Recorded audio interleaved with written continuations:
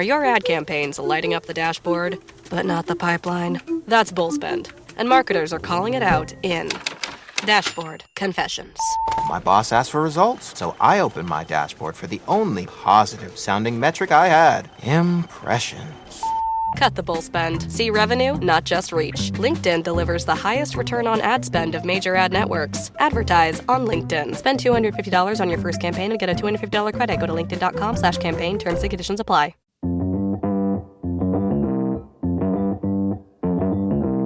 Live from Joe's mom's basement, it's the Stacking Benjamin Show.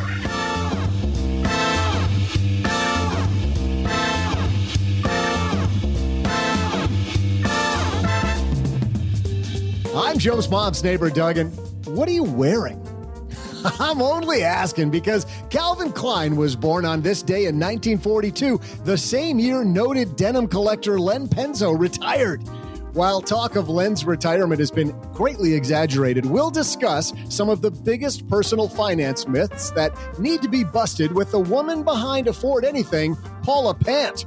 And from lenpenzo.com, Calvin Klein's favorite model, Kate Moss.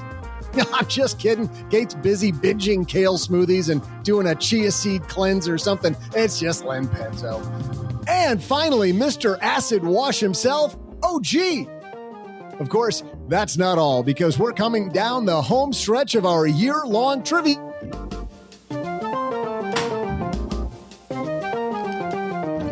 Did he just go away? Joe Sounded like Chris Cross. Sounded like he had a stroke. It did sound like it. Like he got partway through the intro and said, I'm taking a nap. Hey, everybody. Really? Welcome to Live on Fireside. I'm Joe Salcy. Hi, Average Joe Money on Twitter. Yeah, Doug, you completely went away there at the end, but I think we got it. I think we're good. How are you? Other than the brain aneurysm, I'm great. I don't know what happened. After maybe it's just retribution for making so much fun of Len.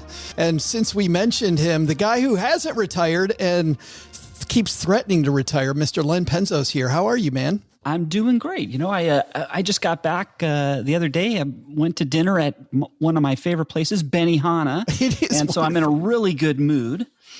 Even though the prices went up a little bit. But you've like a Benihana hangover, like a happiness hangover. How long does that last for you? A good 48 hours. I mean, especially if the chef makes that chicken fried rice, that's where they really shine. I thought you were going to say if he does the choo-choo train with the onions, like that's when you really get going. We were sitting there, and what's funny is we all pretend that we've never seen those jokes before, right? And the poor chefs, they have to pretend like they're doing it for the first time. It's kind of funny when you think about it. Did he put the shrimp tails in his pocket? No, he shot the shrimp tails into the top of his hat. But he also took the lobster tails and got those into the top of his hat, which was pretty good. Well, you can see what kind of budget the Penzos have. We never have lobster tails. I don't even know. And you know what's funny? They had, like I said, the prices went up. Like the prices are going up for everything. But so, I still love you, Benihana. But you know how they have the names for the different meals? Like, you don't just say, I want the steak and shrimp. It's got to be Rocky's Choice. Yeah, they have stuff like it's the land and sea or the deluxe treat or the hibachi supreme. So, by the way, Benihana, if you want to sponsor the show, since we're spending 10 minutes talking about you, feel free. Email me, Joe at Stacky Benjamins. Well, maybe not after I make this little joke here, because I was going to say what they really need to be calling one of these is the King's Ransom. At least the one I got was because it cost. I don't know, man. Look at even the price of meat at the grocery store. It is ugly no matter where you at. And speaking of the guy who's the lobster tail on this podcast, not sure if that's a good one or not, Mr. OG is here. I eat lobster tail and shrimp tail all the time. I don't eat the shrimp tails, but no, gross. But you love Benihana like the Len? No. I'm not a fan of like watching my food be prepared. No. Oh, I think that's so fun. Paula, have you ever been to Benihana? Paula doesn't even know what Benihana is. This is Paula Pant from Afford Anything right here. I believe that I went to a Benihana once or twice when I was in college. I was going to say for her 11th birthday. Yeah. So it's been a good 15 years since I've been to a Benihana. I don't know, man. When you're coming through Texarkana, we'd love to take you to Benihana, but we don't have one. You don't have one in Texarkana? This is a very exclusive town, Paula. Shock. No, they have something called Benny Yeehaw. I thought Benihana was like, for the amount you talk about it, I figured it must be the restaurant in Texarkana. It doesn't hold up to the Sizzler here. Oh. And by the way, Really Len, that's Benny's Yeehaw. Benny is the guy's name. It's Benny's Yeehaw. Okay. And what's better? Is it Sizzler or Golden Corral? It's we would say Sizzler on this show, but Golden Corral fights him all day here in Texarkana. Like two San Diego news stations, we fight each other. Everybody's wondering when we're going to get to the point. We're going to talk today about 5 savings myths that need to be busted, personal finance myths. Let's get into it. But first, well, running a small business, as you may know, like I do, it is super fun, but it can also be very tough. And when it's time to get a loan, it can feel impossible to find the lender that you actually trust. Big banks say no. The internet, well, that's full of sketchy offers with sky-high rates and fine print you can barely read.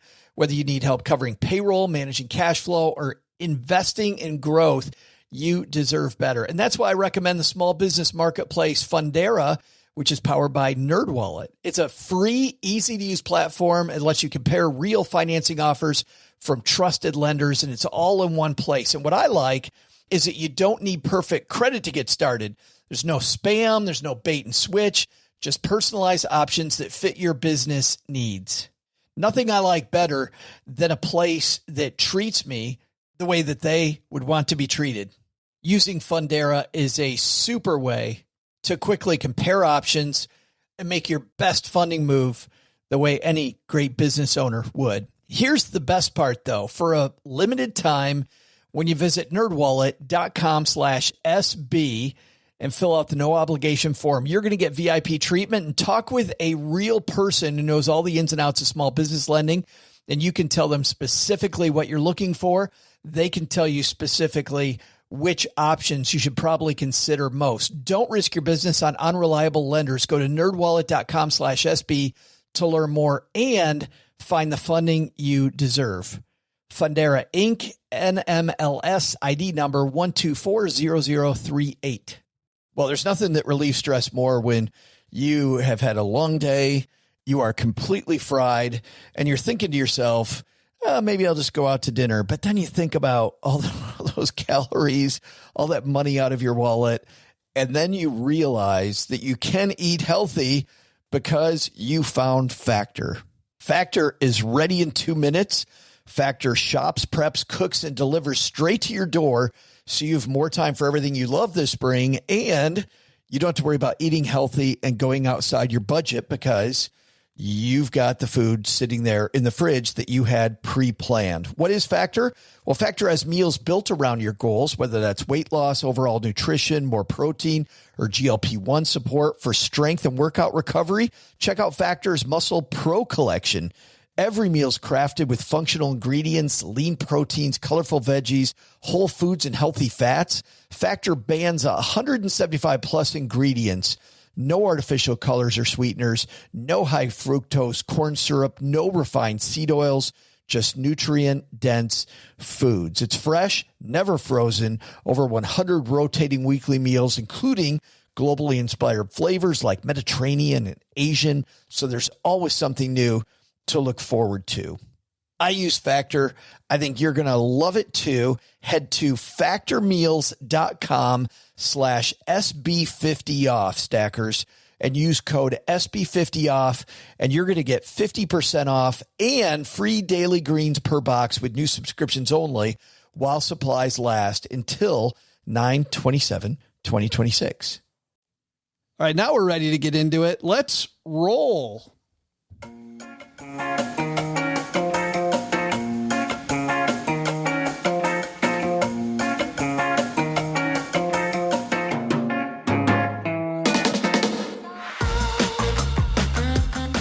This piece comes to us from Forbes Advisor that we're going to riff off of today, written by George Mitra and Armand Joshi. It's actually written for Forbes Advisor in India and for an Indian audience. But you know what? I think savings myths, no matter where you are. And this is what I love about this show. I got an email just last week from Scotland, and a gentleman says, you know what? You sometimes talk about U.S. law, but all this stuff translates no matter where you are in the world. And I know we have a few listeners in India as well. We're in 47 different countries, which is, it's so weird whenever I see those numbers. But we're not here to talk about the numbers. We're here to talk about these myths. We're going to start off by talking about the 5 they have here, and then maybe our team here will have, in the second half of the show, will have some myths of their own. But the first myth on this piece is myth: savings equals money to be kept in a savings account. And Paula, let's start with you. Do you think this is a big problem with people just starting out saving, that they don't know the difference between saving and investing, or they think there's a difference between the two? Yes, absolutely. So I think that because so many people are familiar with the terminology of a checking account and a savings account, people often, especially if they're at the beginning of their personal finance journey, they haven't necessarily spent a lot of time thinking through the nuances of what does it mean to save, the way that we all have nerded out about it. It can be very easy to think that savings is the money that goes into a savings account. I mean, based on the name, that seems on the surface obvious, even though it's erroneous. OG, I know that when you meet with young people, you have to see this as kind of a hurdle you got to get through with people. Well, we use the word savings and investing kind of simultaneously when we're talking about either of those things. So it's important to be specific about it, right? Savings is for things that are short-term, time-bound, in the next under 3 years, maybe under 5 years. And investing is for everything else. And sometimes we say savings when we mean investing. Sometimes we say investing when we mean saving. So using the right language, I think, is super important. Well, and that's interesting for you, and I think for Paula, based on what you said, for either one of you two, just thinking about this, we do use the words, I use the words interchangeably, but I've been saving and investing for a long time. Part of me thinks that that's a good thing to use them interchangeably because, I don't know, when I first started, I thought that investing was this big speed bump, right? That I was going to have to learn tons and tons and tons. And what of course we know is that you really kind of got to wade in a little bit. So is it good that we use those terms interchangeably, or should we, as people that know what we're doing, should we be careful about that? No, I think we have to be very careful about it because people hear the word savings and we might mean investing. You need to save $500 a month to fund your retirement. You need to save $500 a month into your Roth IRA. But what we mean is invest, and has different kind of connotations to it. So, Paula, you agree? I do agree. Yeah. I think that, I've anecdotally received emails from my audience, people who've said things like, gee, I would have loved to have saved this year, but I paid off all of my debt instead, or gee, I would have loved to have saved this year, but I really wanted to max out my Roth IRA. And I have to write them back and be like, if you did those things, you did save, and then sort of start to introduce this concept that all savings is deferred spending. It's just a matter of how long are you deferring it? Are you deferring it for 30 years and then you're going to use it in retirement, in which case you're going to invest it in the interim? Are you deferring it for 8 years and then you're going to use it as a down payment on a home? How long are you deferring this spending? That's the deciding line between what you're going to literally keep in cash versus what you're going to put into more volatile assets. And I don't think that comes across when words get used interchangeably. Len, we're going to talk a little bit later about risk, but what is wrong with saving? People consider saving money. What's wrong with just saving and not investing? Like, why wouldn't I put all my money in fixed accounts that earn a set rate of return? That sounds safe. Well, yeah. The problem is you're not putting... If you're putting your money into savings, just short term, like a passive, savings accounts at your bank or what have you, that's not putting your money to work. Your money's sitting on a lounge chair. It's just kicking back, doing nothing. If you want to make that money work for you and grow, you have to take a risk and you have to invest. And that's the big difference, right, between savings and investing. Savings basically, you have a time component and a risk component. Saving, if you're just saving, you really don't have much of a risk component. But also what that comes down to is no risk component. You're not going to make that money work for you. And in a high inflationary environment, your real returns from your savings account, you're actually losing money slowly over time. So you just have to keep that in mind. If you want your money to work for you and to grow, you have to invest. And doing that takes risk. You could be very safely losing money. You can be safely, you can over time, right? Now, it's not a big deal over a short period of time. I mean, I have money in savings accounts right now, and I know I'm losing money to inflation right now. My real return is in that savings account it's over time, it's slowly losing money, but not enough for me to worry about. You know, the convenience of having that savings for emergencies or for saving for something that I want really near term, like a vacation in the next year or something. Or lottery tickets. Lottery scratchers, scratchers for Christmas. Yeah, stuff like that. Yeah, that you don't worry about that. You don't worry about that. But if you're going to think you're going to get rich putting your money, you know, and get ready for retirement by just keeping it in a savings account, you are sadly mistaken. Number 2 here is a retirement plan before 40 is too early. And I think we have 2 different audiences on the show, and I'm going to go with the general audience across the world, which is I don't need to start saving into a plan like a 401k or a retirement plan before I'm 40 years old because I've got so many other priorities. Somebody says that to you, OG. What do you say back to them? The problem with waiting is it gets exponentially more expensive. You know, there's a lot of stuff that seems very important in the moment that you're doing it, and probably is. I mean, I'm 44 next month, and I wish that I would have done a better job of investing when I was in my early 20s, and I didn't, and because I had other stuff that was going on in my life, and that other stuff was super important at the time, and I always thought like, well, I'll just eventually, you know, next year I'll make more money, and then I can, you know, invest it then. And it finally got to the point where I got to the point where I just said, okay, I can't keep on having the focus be on tomorrow. You know what I mean? Like we have to just do something now, even if it's just the littlest amount. And it is like any other habit. It's like a gym habit or an eating healthy habit or something like that. If you start doing it, it becomes addicting, you know, like, oh, I got to put money in my account today and that was fun. And it felt pretty good to pay off my debt or to do this other thing. So I want to do it again. I want to continue to build that muscle and continue going to that gym, so to speak. But I think it's really tempting to say, well, as soon as I knock out all these, you know, short-term things, then I'll get to the long-term stuff. The good news is that if you do wait until you're 40, you still have plenty of time. I think a lot of people think that's the other side of it, right? Like, oh, well, I'll just, you know, I'm 50, I could never make it. It's like, no, 20 years is a long time to invest and to use compounding. Now, is it better to have started when you were 19? Yeah, absolutely.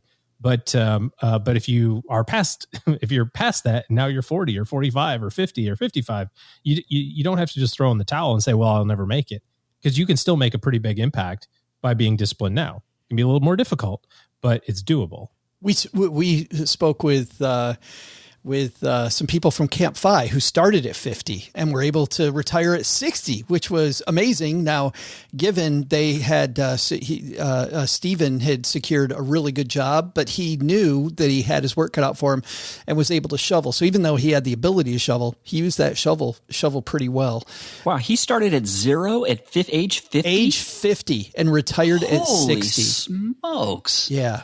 It was fantastic. Len, while you're commenting here, you know, they talk about starting at 40. So do you agree with OG? The best time to start is a little bit immediately, or should you at least get an emergency fund first or pay off debt first? Like, where do you come down on when to start your retirement plan? Yeah, I think when you're really just starting out in early 20s, I think, yes, you should get your emergency fund first. I mean, you have so much time ahead of you. If it takes you that year to get that emergency fund up, it ain't going to kill you, you know? I also think, though, that being said, it pays to start as early as you can because, as I've said this before, the beauty of being young is you can make mistakes and you have so much time to recover. You know, when you start at 40 or you start at 50, you have very little margin for error. So right. You've got all that time. Take advantage of it. And that's your training wheels, really. You can make mistakes I know it hurts if you make a mistake at any age, but when you're in your 20s, it's so easy to recover. Yeah. In hindsight, like some of the mistakes I made with $1,000, right? Made sure I didn't make those mistakes with $100,000 later on. Yeah. I mean, I remember when I was in my 20s and I'd lose $1,000 on an investment or 50. It felt like the end of the world. Devastating. Yeah. Devastating. But trust me, I mean, you've got so much time and it's well worth the risk. Paul, I want to turn this on its head because the second half of our audience is on the exact opposite side. Like most people are like, well, I got so much to do before 40. I'll wait until I'm 40 to start. The other half is thinking about the way I read this initially, which is that if you decide to retire before you're early, that's too early. And that's our fire audience, right? Like, what are you talking about? Retire at 35? Are you drunk? But is retire before 35? Is that too early to set your sights on retirement if you're 20? Well, I think it's perfectly fine. Your goal can be whatever you want your goal to be. And the beauty of a goal is that it motivates you to become the type of person that you need to be in order to achieve that thing. So I love that. Thank you.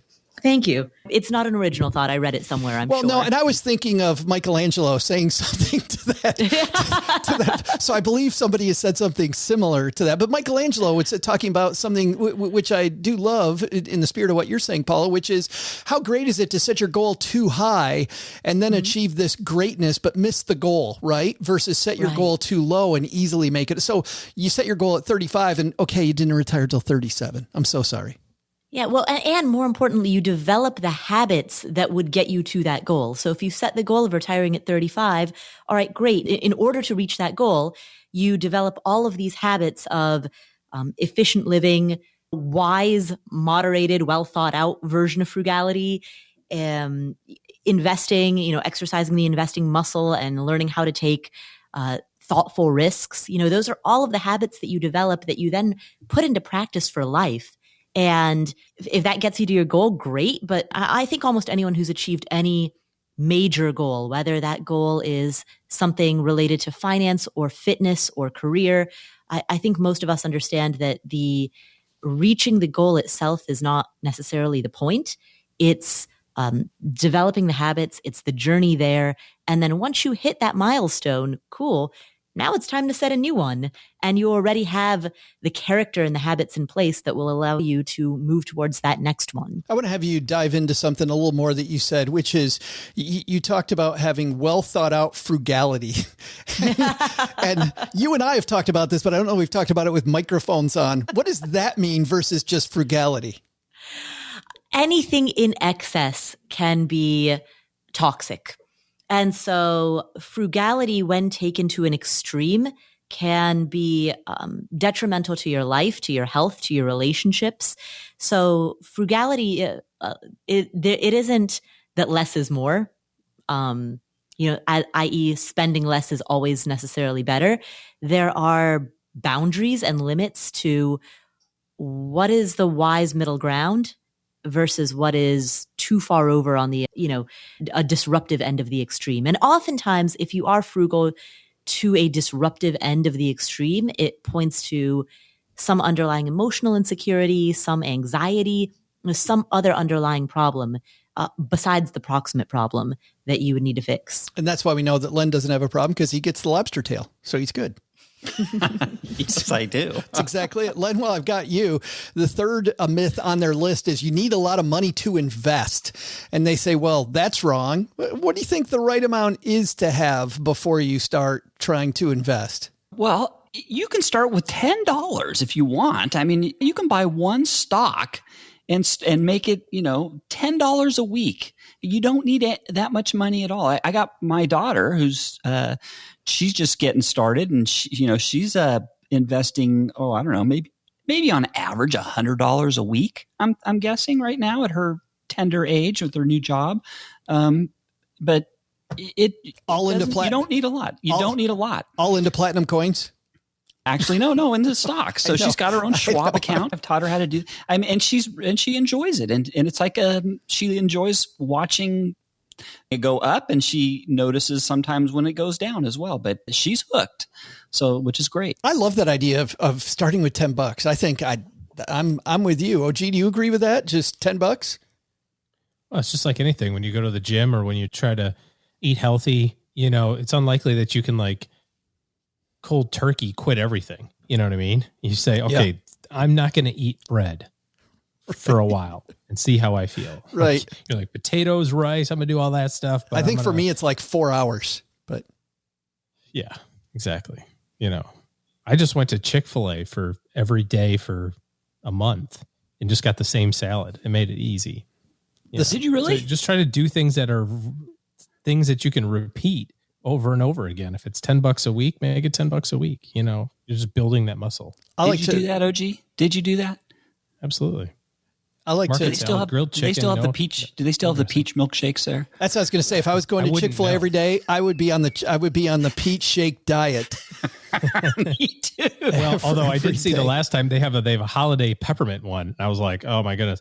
And then the person who was helping us said, well, I like to mix mine with like chocolate and Oreos, and it tastes like peppermint ice cream with Oreos in it. I'm like, oh my gosh. It's a bridge too far. Yeah. And then did you notice I ordered the market salad with chicken? Yeah. Stop it. Number 4 on our list of myths is risky. It's only savings. Paula, how would you counter that one, that risk is risky? Oh, I mean, risk is risky by definition. The question is, what type of risk are you willing to take on, and what level of risk? Risk is not one-dimensional, nor is it linear. So there isn't just one amorphous boogeyman out there called risk. There are different forms of risk. There's leverage risk. If you're borrowing money, there's the type of risk that we often conflate with volatility, meaning that an asset will, go up and down over time. It'll have a bit of a roller coaster.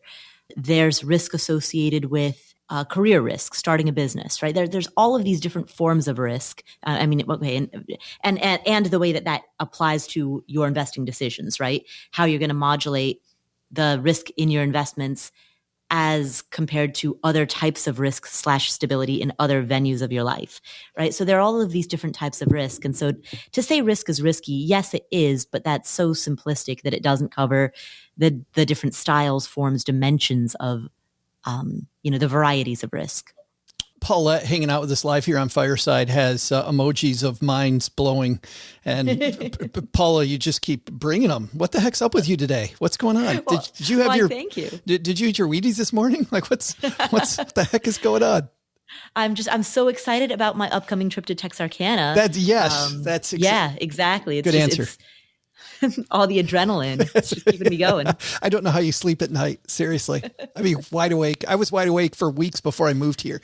So Len, it's funny when you were talking about risk on one end of inflation, right? If you put your money in a guaranteed account, you've got this risk that your money's going to lose money in terms of purchasing power. Paul is talking about volatility risk, talking about all these other types of risks. It sounds like there's really no way, based on what you said combined with what she said, there's no way to completely avoid risk. No, the best thing you can do, and what we do in engineering, of course, is that's one of our main things that we do is we evaluate risk.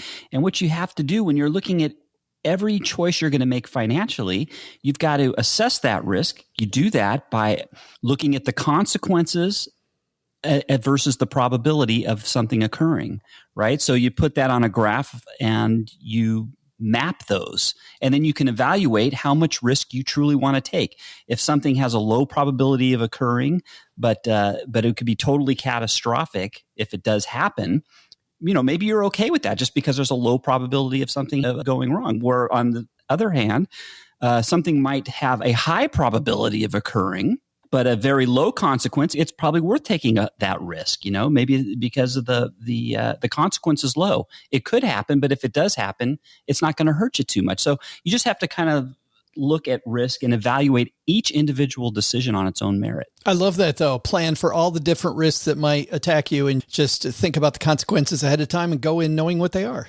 Yeah, I really like that. Sticking with you, the last one on this list, you don't need emergency liquidity. And man, this is my least favorite discussion. And we have it over and over. And there are these people who just, no, you don't need it. No, you don't. And some people I know and I respect a lot, but holy cow. I just want to very quickly take the pulse of the three of you and we'll let this one go. Len, do you think you need an emergency fund? Yes. Paula, do you think we need an emergency fund? Yes. OG, do we need an emergency fund?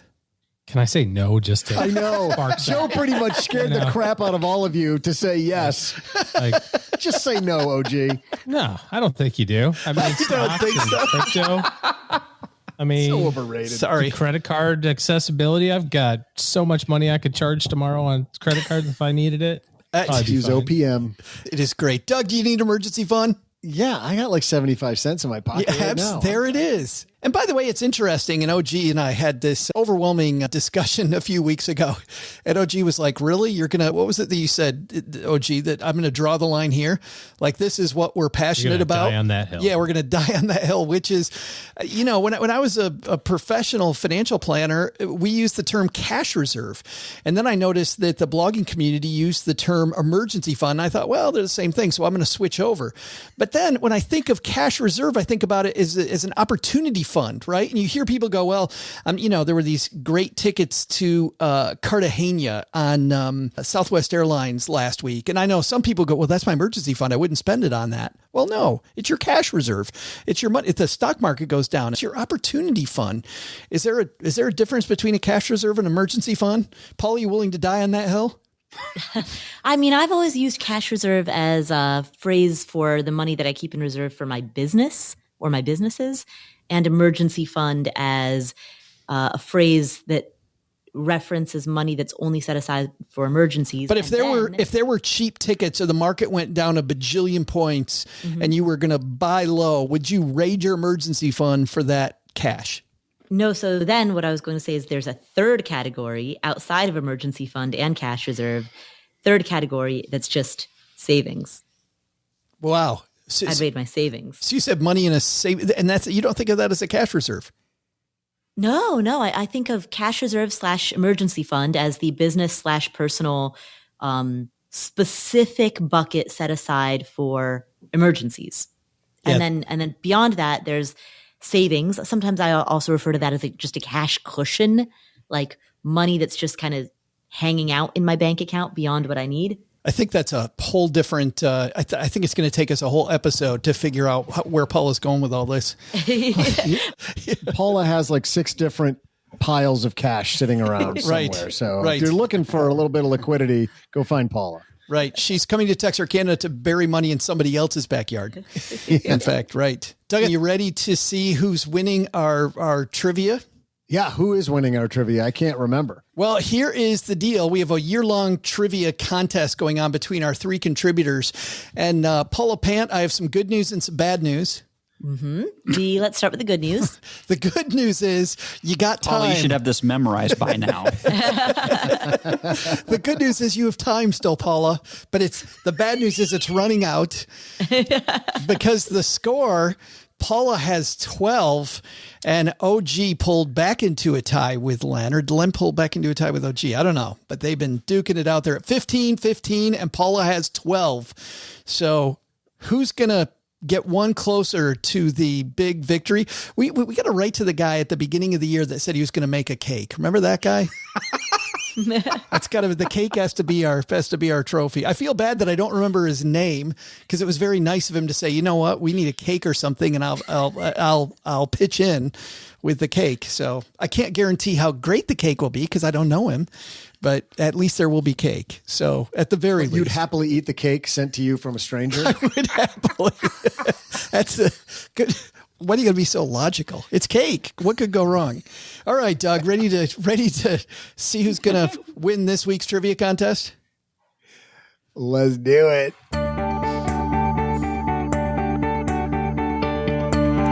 Hey there, stackers. I'm the most notable backside-only denim model in the industry, Joe's mom's neighbor, Doug.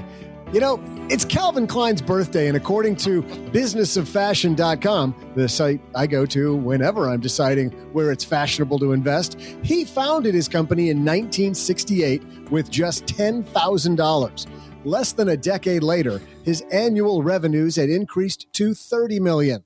He also had some of the most famous ads in the world, launching models like Kate Moss and Eva Mendes. What gets between you and your Calvins? Nothing, according to the ad campaign, but when I'm sneaking into a movie, it's a 3-pack of Pop Rocks, a Slim Jim, and a Capri Sun. Is that are you trying to say that's a Slim Jim in your Calvin Klein's? Well, Okay. Why did you have to go there? Sorry. So just wondered. Let's get back to the trivia. Let's not focus on the summer sausage. When Klein sold the company in 2002 in a deal that included about $30 million in stock, yes, it's more like a summer sausage, as well as licensing rights and royalties that were estimated between 200 and 300 million. But here's the trivia question. How much cash did Klein get as part of the sale? I'll be back with the answer right after I ask Joe's mom, do these jeans make my ass look big? Oh, what comes around goes around. And Paula, you get to guess last. And Len, because you're the returning champion, you, sir, have the honor of kicking this thing off. How much cash did Klein get as part of the sale of his company? Oh my gosh. I'm wondering if this is another one of those trick questions. My goodness. You know what? I have no freaking clue. What can you tell? What were all the other numbers you threw out again? Like he got X stock and he had 30 million in stock. Yeah. And licensing rights and royalties estimated between 2 and 300 million. Oh, wow. You were focused on the Slim Jim. But what you want to know is how much cash did he receive? I want to know how much cash. You know, there were components of the whole deal. I think this gave is you a two trick. of them. This is another one of those tricky questions. So, but I don't want to get. I can't get too extreme because, well, I'm going to be Chelsea Brennan anyway. So, I'm going to say $1 million. $1 million. Mr. OG. Do we know who he sold his company to? We don't have that information in the question. Okay. So he got 30 million stock. What are we laughing at? I'm laughing at Paulette hanging out with us, who is our writer, who said, "Okay, this is clearly the worst trivia question in the history of questions." No, it's pretty much like how they all are. So actually, Paulette, I think the popcorn in the building. The popcorn and the golden in the what was that? Yes, I think the writing was spot on. I think you're good. I'm going to say it was. I'm going to say it was a much different number. I'm just going to go the other level. You know, that's 30 million in stock to what company? I don't know to whom he sold Calvin Klein. That would be important to know, because then I could give a sense of what the stock might be worth. Well, didn't he say the stock was $30 million? $30 million. Yes. That's how much he got in stock. He got 30 million in stock. Oh, yeah. And then he got 30 million in stock, and he got licensing and royalty rights that were between 2 and 300 million. Those were two components of the deal. Another component would be a cash component. So how much was that? Yeah. Golly, I feel like I'm picturing him as Tommy Hilfiger, and that's or Ralph Lauren. He is just really like Tommy Hilfiger, except his name is Calvin Klein. Yeah. Yeah. I'm going to go the other side. I think this was a big number in cash. So that's what I would want if I sold my business. My friends would call me cash money. So I'm going to say 650 million. Wow, he went exactly the opposite way. Other side. Good luck, Paula. Wow. Good job, OG. Now that's how you play the game.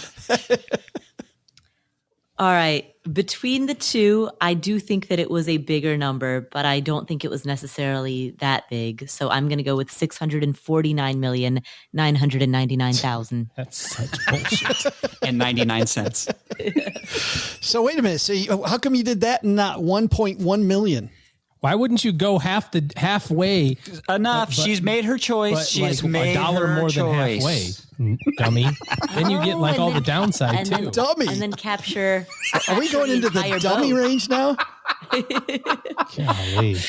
Paula was on fire until that choice right there. That's what I think when OG starts calling people dummy. You know what that translates to in trivia world? I'm about to get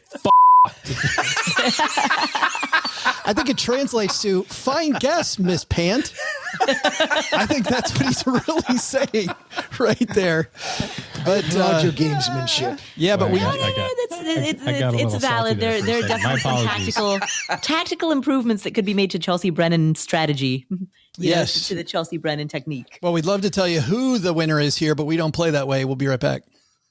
In business, there is no room for guesswork. Every shipment matters. Every deadline counts. And when you're trying to keep operations running smoothly, the last thing you need is uncertainty. That's why reliability is at the core of USPS Ground Advantage. From the moment your package is first scanned in, it moves through a secure nationwide network, aiding in a timely and accurate delivery. You get near real-time tracking so you can keep up with your shipments. And with affordable upfront pricing, there are no hidden fees or surprise surcharges to throw off your cost sheets. It all adds up to predictable deliveries you can depend on, because knowing your logistics are handled lets you focus on everything else, your customers, your team, and the future you're building. Visit USPS.com/Ground Advantage to start shipping with confidence. USPS Ground Advantage. We mean business. All right. We are back. And Len, you kicked it off with $1 million. And clearly, OG and Paula had different thoughts. Hey, I think you can chalk this one up as a win for me. What if it's no cash, Len? That's what I really thought the answer was. I thought the answer was zero. Could be that's a no cash deal. I thought it was another one of those trick questions, but I didn't want to just do that. And OG, your cash money, if it's $100 billion, yeah, it has to be the complete other way. Exactly. Above 650 million. Paula, you feeling confident on this one? Of course, you chose the middle last time and totally missed out on that. Yeah, but I think capturing the middle, I'm responding to the price anchoring that's in front of me. And we'll see how it goes. All right. We are going to see how it goes. Doug, you ready with the answer? Here we go. Hey there, stackers. I'm Joe's mom's neighbor, Doug. And good news, my ass looks huge in these jeans. Yes, it's real, and it is spectacular. Speaking of jeans, Calvin Klein was the reigning fashion icon in the 80s, with worldwide retail sales estimated at more than 600 million and a distribution network of 12,000 stores in the United States alone. His annual income even passed 12 million. However, things went south in the 90s and Klein faced possible bankruptcy. But through his highly popular underwear and fragrance lines, both of which I'm wearing right now, he has once again been able to stack the Benjamins. So by the time he sold, how much cash did he get for the business? Well, in addition to the stock and licensing rights, our answer is, and this pains me to no end to reward the ineptness of the guests, a whopping $400 million in cash, which means Paula is our winner. No yes! Woohoo! It's just not right. Finally. I wanted to lie so badly on that answer and say that it was a $10 billion deal. This is a no cash deal. Congratulations, Paula. Oh, I'll take it. As soon as you said this pains me to no end, I was like, he's about to say zero. That's what I thought. I thought I won. Paula, you're back in the game. 13, I'm 15, back in the 15. game. Yes. I know. I'm closing the ranks. I'm 11th hour, making it happen. I know, everybody hanging out with us live on first. I can't wait till next Monday for the next edition to see if Paula has follow through here. Speaking of, going to have four more. Will we have four more trivias this year? We have four more. We have four left. 4 or 5? Yeah, maybe? 4, because the Black Friday episode, we won't have a roundtable. We do our board game episode then, so we're down to 4 left. Yeah. Paul is behind by 3, so this could be fantabulous. Well, 2 to tie, right? 2 to tie. But to your point, somebody's going to win the other one, so she really needs to take 3 and have the other guy split the other 2. Mm-hmm. And I just added up to 5. Well done. Good thing Joe's not. That's great. Yes. So we're going to move into the second half, which is where we'd love to hear myths. Maybe you didn't hear your myth. Maybe there's a myth out there that you are thinking about that you'd like to talk about, something that drives you crazy that people shouldn't think. Let's mix it up with our crew here and the crew contributors. If you've got other myths that you're thinking of, it's time for us to talk about those. So here we go.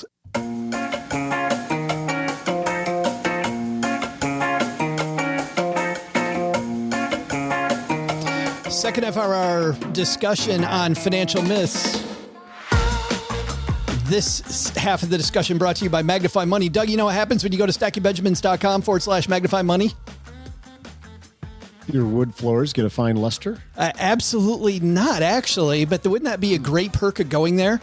If you head to stackingbenjamins.com/magnify money, you'll find that savings or checking account that you have at your brick and mortar bank, probably not best in class. They rate over 92% of the financial products found at banks, whether they're online or at brick and mortar banks, against each other. Head to stackingbenjamins.com/magnify money. And Paula, every time I say / now, I always think of you. I'm like, how old am I? But at least I didn't say www. So exactly. Yeah, we're good there. I'm in that middle range part. By the way, on that note, we were also on our recent vacation. We stopped in at a board game cafe because that's what most people do on their vacation, right? And we were playing this game that was like boomers against younger people. And so we had Nick had to answer questions that older people would get, and we had to answer questions, Cheryl and I, that younger people would get. And the problem is that I work in an industry where most people are younger than me.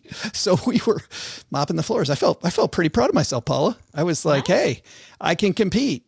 But what's an example of a type of question that you would have gotten? I knew you were going to ask that, and I'm blanking. But let me tell you, I was pretty kick-ass at it. I believe you. Just saying. Yeah, I can't think of one. I don't remember if it was an older person question or a younger person question, but which one came first, the Backstreet Boys or New Edition? Well, I've never heard of New Edition. New Edition. Well, there you go. But I think that might be the older person one, and that might be why right there. That's not what we're doing. You know, that might be a bridge between the two generations, actually. And a lot of the questions were too. But anyway, we are way off track. We want to get back to financial myths. OG, you see people that come in with some preconceived ideas about their money or things that they have to think about. What's one myth you wish that people didn't bandy about? That there's such a thing as good debt. Oh, so what do you mean by that? I think a lot of people are just kind of sucked into the concept that borrowing money is a great idea, or, well, with interest rates this low, I mean, how can you not? That sort of thing. And it's like, it's true. It works with leverage, and leverage is very sexy and it's seductive, and you can show up to buy a house with like a little bit of money and you get this cool house with all of this neat stuff in it, and you only had to come out of pocket a little bit of money to make that happen. But you have years and years and years of a commitment there, thereafter. So it's kind of a really, it's like death by 1,000 paper cuts type of thing. And so, right. So we lull ourselves into thinking that there's such a thing, mortgage debt or school loans, I'm furthering my career or something, but all debt sucks. And if we just come from it at that perspective, then I think we have a different attitude toward it and say, we should work really hard to pay this off. Len, in the conjunction of your overall plan. Yeah. Yeah. Yep. And then when you do use leverage, you've got a healthy respect for it too, I would think. Oh, I personally do not have a healthy respect for leverage, but I can imagine what it would be like if I did. What you probably should do. Well, Len, it's funny as OG's talking, I'm thinking of a myth that I had, which was one that related to his, that's the mortgage industries of, renting is throwing money away, right? Do you think it's also the mortgage and lending industry as well that are behind good debt versus bad debt? Like, no, this is good debt. You're fine. It's good debt. Yeah, maybe that's true. I mean, that's one thing one of the universal things now is, or at least it always used to be, buying a home's a great idea. And that's not necessarily true anymore, right? Especially as prices keep going up. So, they could be. Yeah. Yeah, I'm going to go to Paula last because she's been on fire this show. So Len, which means, Paula, the bar's going to be high. We're waiting for like the mind-blowing myth that you're thinking about. But Mr. Penzo, not to be outdone, what's a myth that you wish people didn't have with their money? Well, I'd stick with the realm of mortgages, and I would say paying off the mortgage, people will say that paying off the mortgage is an ideal thing to do. And I am that's how I used to be. I mean, I used to think that, and I don't think that anymore. I think now you have to be careful about whether you are going to you should pay off the mortgage early or not. So basically the exact opposite of what I said. Yeah, actually, yes. I mean, I'm one of those, there is such a good thing as good debt. But I guess I'm the opposite. When you said that, OG, I was like, oh, okay. Well, but I don't know though. No. I think that it's just the phrase, right? Debt can be used successfully. I mean, you see companies do it all the time, right? But they're headed by a board of directors and all that sort of stuff. And my frustration is that people just fire hose it in the face. It's good debt, and here it comes. And you're like, no, dude, it's not. Like, it doesn't. My example, a great example for me of good debt is like if you want to start a business. I mean, if starting a business and you don't have the money, you got to start somewhere, right?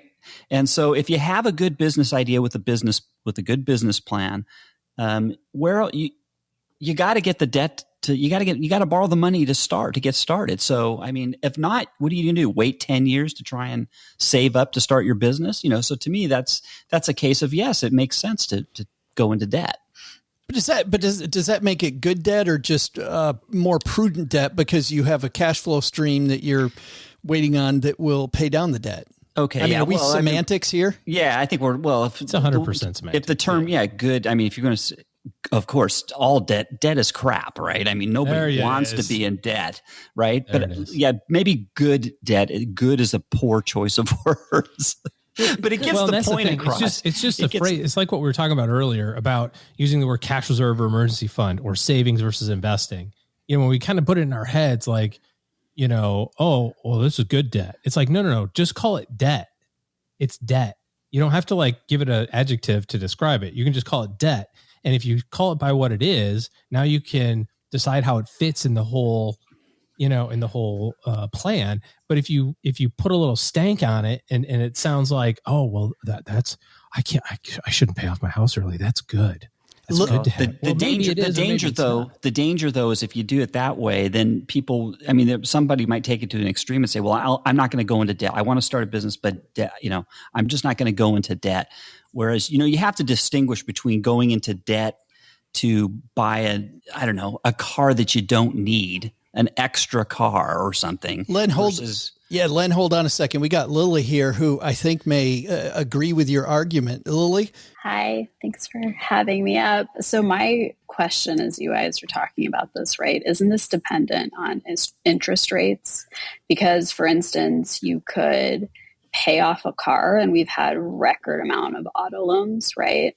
But instead, there's some people that could pay for that car, but because it's 0%, 2.5%, whatever, and they're earning more in the stock market or through other investments, it makes sense to, go into a position like that where you're technically in debt because you're using your money to make more. Except and I agree with you. If you're saying, should I have the money invested or should I have it, versus the car loan or something like that. Except I would say that the vast majority of people who use that logic don't actually have the money sitting in the bank account or in the investment account. Yeah, that's where the liquidity comes in, right? If you have the liquidity to back yourself up if you lose your job down the road, then that's okay. I mean, because I do that too, Lily. Our last car we bought, we could have paid for it in cash up front, but we took the 0% twice financing. Over even. Yeah, the money you have. But we had the liquidity. If something would have happened, we could have paid for that car at any time. Paula, is this about the interest rate? Yeah. Well, it's tangentially related to the interest rate, but perhaps where this is going is that debt is either cash flow positive or cash flow negative. And so in the example of the car, if you do have sufficient investments that you're arbitraging the interest rate that you're paying on that vehicle, then that debt, in a sense, is cash flow positive because the money that is in that investment brokerage account is generating returns that are in excess of the interest that you're paying on the vehicle. And so when you compare the two line by line, it is an arbitraged and therefore cash flow positive form of debt. There's something interesting here too, which is we recently talked to Wes Moss on the show, Atlanta radio personality. And Wes just wrote a book, a research book about what the happiest retirees know. And he said that the happiest retirees, when they did this research, they knew the math. They knew the math that Lily's talking about, but the people that paid off their debt generally, and I don't remember the methodology about how they looked at this, but they were happier. People that knew the math but still paid off their debt earlier were generally happier. What do you think about that? Well, certainly there's the financial question, and then there's the emotional satisfaction question. And I think from the point of view of emotional satisfaction, of psychological comfort, there's a lot of benefit to paying off debt. And this relates back to a comment that I made earlier when it comes to deciding what level of risk you want to take on and how that fits with other risk factors in your life outside of just your investments. So if you have the risk of not having any current income coming in because you're retired, therefore you have income risk, i.e. your income is fixed or low due to retirement, then you offset that by taking on less investment risk. And on balance, all of that allows you to sleep more easily. It's like freedom from worry. Lily, before we say goodbye to you, are you a creator here on Fireside? Yes, I'm a new creator, so I'm hopping into rooms to feel it out. So thanks for having me up. No, and I wanted to ask you for our audience too. What are you creating? So maybe our audience can follow you in the future. Well, I am thinking around different investing ideas, trying to be ahead of what we're seeing play out like on a Bloomberg terminal or on CNBC and kind of just thinking around the issues. So and it's interesting how the numbers that you talked about, that versus the behavior too, I think is fascinating. Yeah, definitely. Behavioral finance is really interesting. And there's just so many ways you can think about things, whether you're going through specific investment for like arbitrage. Some people get very attached to names. There's narratives. There's a difference between loving a company and loving a stock, right? Those are different things. So, yeah. Yeah, getting too emotionally involved. Way to go, Joe. You just invited the fox right into the hen house. She's going to steal our whole audience. Yes. Great job. Both listeners are now going to Lily. Yeah. Lily, thanks for hanging out with us. That was a lot of fun. Paula, having me. Enough procrastinating. Well, I feel like in terms of the myths that we've already discussed, I mean, we've covered the good ones, right? We've covered is there such a thing as good debt? We've covered the myth of you're supposed to own a house no matter who you are and no matter where you live. We've covered the myth of you're necessarily always supposed to pay off your mortgage. So I think the good ones have been taken. Oh no, I think there's another one. I think that's a cop out. I will go with, and this is maybe a slightly more obscure one, but the myth that you need to prioritize building a credit score, building and maintaining a credit score, above many of your other financial goals. I say that because I've talked to many people, particularly younger people, who believe that they really need a credit score, or that's like one of their top concerns, even though they have no imminent plans to buy a home. And true, they're going to need one to rent an apartment. They're going to need one to possibly get lower car insurance rates. Sure, buy a cell phone. But when I hear people who have a lot of credit card debt and a lot of student loans and they're living paycheck to paycheck, and yet the thing that they're worried about is their credit score rather than their net worth or the balance in their bank account, my response is, look, you're focusing on the wrong number. The score that you want to be keeping track of is your net worth or your bank balance, not your credit score. That's the distant third place. That's a fantastic one. And I think about that, about how people focus on what Paul is talking about instead of getting just a solid financial footing. I feel like if you could start off with just a solid financial foundation, like the credit score comes with it. Well, yeah. I mean, a credit score is just a reflection of what you've done in the past. So if you do the right stuff in the past, your credit score will be fine. It's when you start doing dumb things in the past, then your credit score is screwed. So don't do dumb stuff. I think that's hashtag don't do dumb stuff. TM. That's a great place to end it. Isn't that what you're trying to say, Paula? Don't do dumb stuff. To an extent, but also don't waste your time or spin your wheels trying to game the credit system. Taking out new credit cards so that you can increase your debt utilization ratio, blah, blah, blah. I mean, fine. If you're already like smooth sailing everywhere else and now you've got excess time and you want some icing on the cake, sure, you can play that hack. But if you have a net worth that's in the toilet, then you've got bigger problems to think about. AKA don't do dumb stuff. Don't do dumb stuff. All right. I think that's going to do it. Let's find out what's happening where all of you live and work. OG, big plans this weekend? Yes. Just lots of travel. Busy. As per usual in the OG life. Mr. Penzo, what's going on at lenpenzo.com? This is funny because just I have 5 personal finance tenants that aren't as smart as they used to be. Oh. That is on lenpenzo.com, and you can come and see which ones I picked. And did you just make one of OG, those? you might want to come over and learn something too. You're going the same place I was going.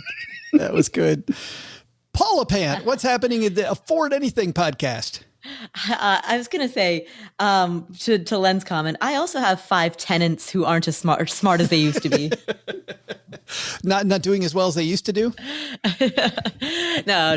They're all great. So on the Afford Anything podcast, of course, Joe, you join me every other week to answer questions that come in from the community.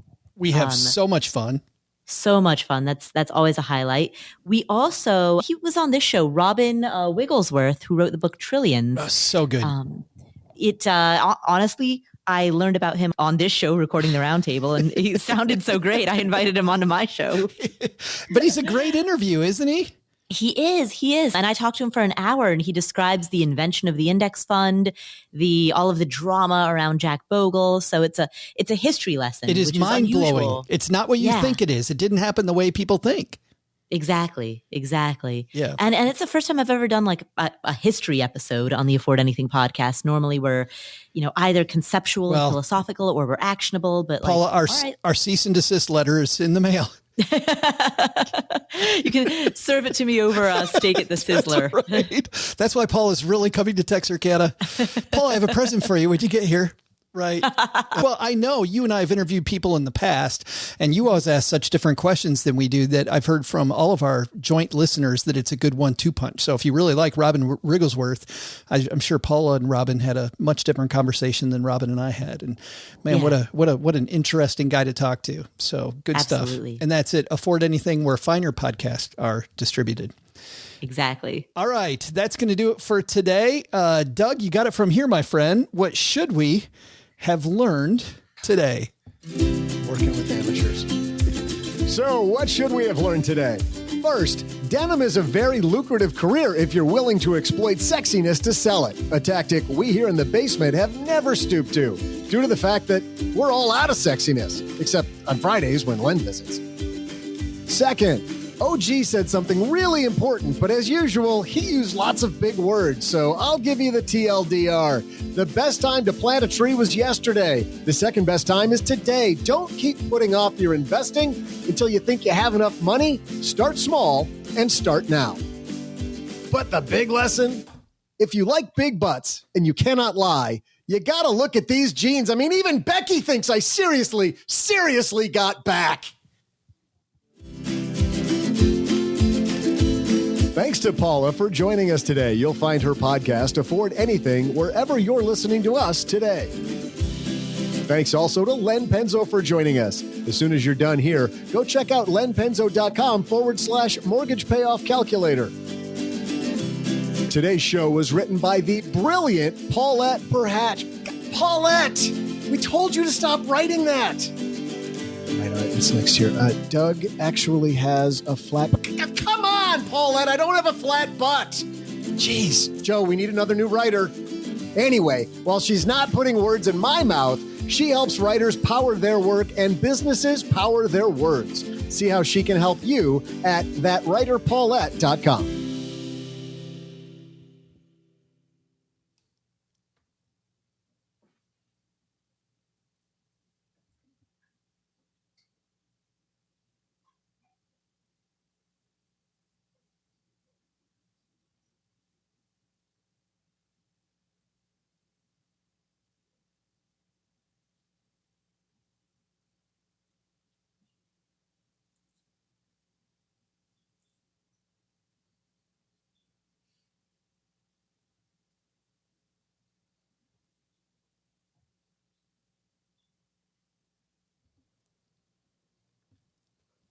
Welcome to the after show. This is the part of the show that doesn't exist. What happens in the after show stays in the after show. And what a fun topic that was. And what a great time I had the last hour, guys. And Paulette, we were talking about earlier, putting words in Doug's mouth, and some brilliant words, by the way, Paulette. But we also sometimes have stuck our foot in our mouth. And I was wondering about doing the opposite, where you say something that is just so bad that you just want to, you want to take it back. Right. And I'll give you one. I was at a Detroit Pistons game. This has been Grant Hill was playing for the Pistons, and he had these brand new shoes called Fila Hills. And I was very lucky. I knew a guy who called me, and he had second row seats, those seats that are in the folding chairs right along the court. And I sat there and we started drinking beers. I hadn't seen this guy for a while, but Grant Hill comes out with these brand new Filas that he had, and the shoes just look awful. They just look absolutely, they're these white shoes, and I thought they looked awful, but they were white shoes with just a blue stripe up the middle. And they looked, I don't know, they look like socks with a little blue stripe. You can probably Google them now and you'll see what I'm talking about. But so at the beginning of the game, after I have a couple of beers in me, I said, I think those are kind of ugly shoes. And in the second quarter and at halftime, when they come up to warm up again, I'm like, man, those are some ugly ass shoes. Those shoes are horrible. And then Grant Hill inbounds a pass right in front of me at the end of the third quarter. And by now, I'm glad I'm not driving home. And I said, yeah, okay, I've decided. Really loud voice, not really thinking. Yeah, okay, I've decided those are some ugly ass shoes, but I don't know. And I joked to my buddy, I said, you think he gets paid to wear them? And the dude in front of me turns around and his face is bright red. And he goes, hell yeah, he gets paid to wear them. And if you write me, I'll tell you how much. And he sticks this card in my face, and he's the Fila rep. And I have been bad mouthing the shoes the entire game. Not my finest hour. Classic Joe. Yes. Paula, you've never stuck your foot in your mouth. Oh, I have plenty of times. But, in that instance, if I were the Fila rep, I've got to say it was rude of him to make you feel bad about it. He could have just not turned around, kept his mouth shut, That's not given you a bad experience. That's what I was saying. I was saying, This isn't my problem that I'm drunk and talking without a filter. It's his problem. I'm with Paulie. It would have been cooler if he'd have, said, give me your address, and then he could have sent you a pair, your very own pair, Joe. He could have. What size do you wear? Fila Rep, if you're listening, Fila Rep, I'll still take them. Joe at StackyBetchmans.com if he wants to apologize to me. Len, you've got to have one. No, I don't. That I can think of off the top of my head. Not off the top of my head. Paula just deflected, so she might not have one. Yeah, I know that I've done it. I've certainly said the wrong thing a million times, but there's nothing specific that's coming to mind. OG? And no. Doug!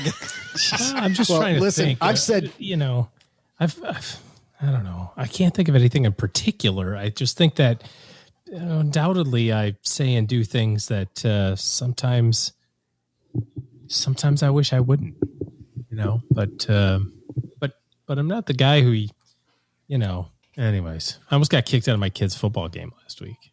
Oh, but whatever. You the angry dad?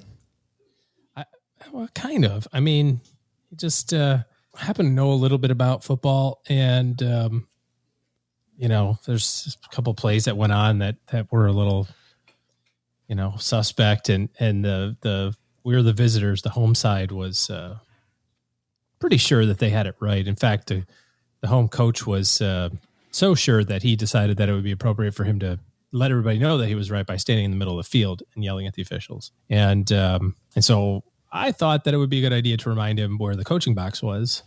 So, because it was clear he was late. And as a parent, I was concerned that he was setting a bad example. So I decided to set a better example by yelling at him from across the field to get his, back into the coaching box. And then he yelled at me, and then I yelled at him. Did he really yell up into the stands? Yeah. Oh, yeah. man. Which is kind of funny in and of itself because so then the AD came over. He's like, hey, you got to go. We don't allow that. And I'm like, all right, cool. And then everybody else said, no, he's staying. Your coach needs thicker skin.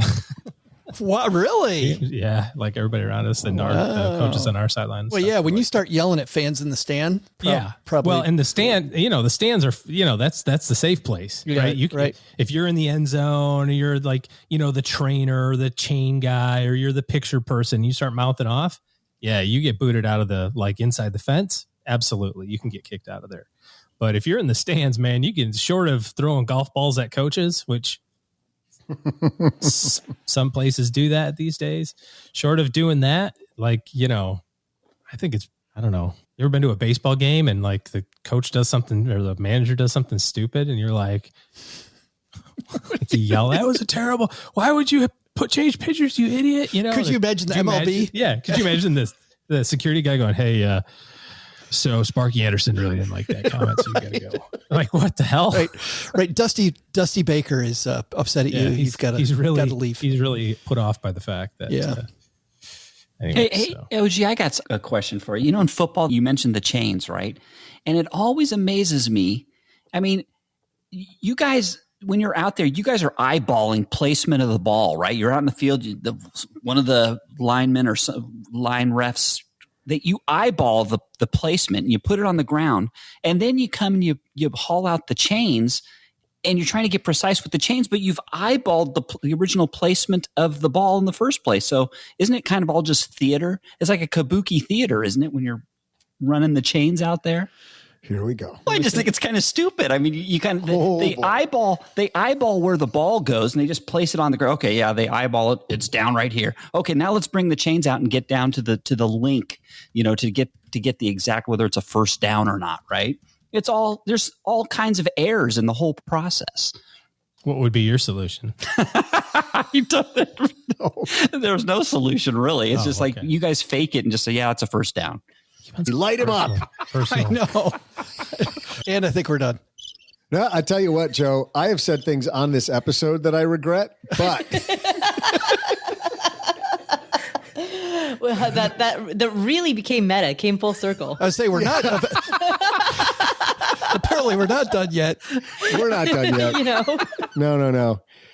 This has been something that keeps me up at night for years. But back in a previous career, I went with a team of people to the Mercury Marine headquarters in Fond du Lac, Wisconsin, and did a whole tour of their corporate offices. And we're evaluating. We're setting up for a consulting engagement, and we're evaluating their operations, front office, back office, production facility, the whole thing. We're there for hours and hours and hours, and there were about 4 or 5 people from Mercury who were walking us around. And at the end, one of the women said, hey, let's go. When we're done here, there's a great bar I know locally.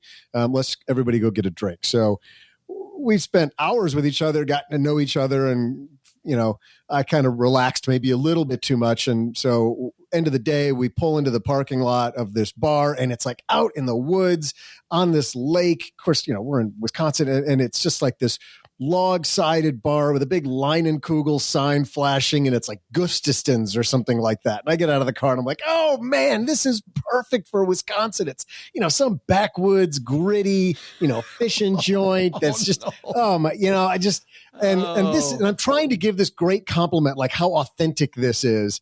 And we walk, and she just kind of turns and looks at me and like nods her head a little bit with just this blank look on her face. And we walk in the bar, and she walks around behind the bar and gives her husband a big hug. It's her bar. She owns the bar. I just got done totally backhand complimenting it. It's her freaking bar. Except she missed the compliment part. Yeah, that part went right past her. Yeah, that's only the story I'm comfortable sharing. There are a lot of others.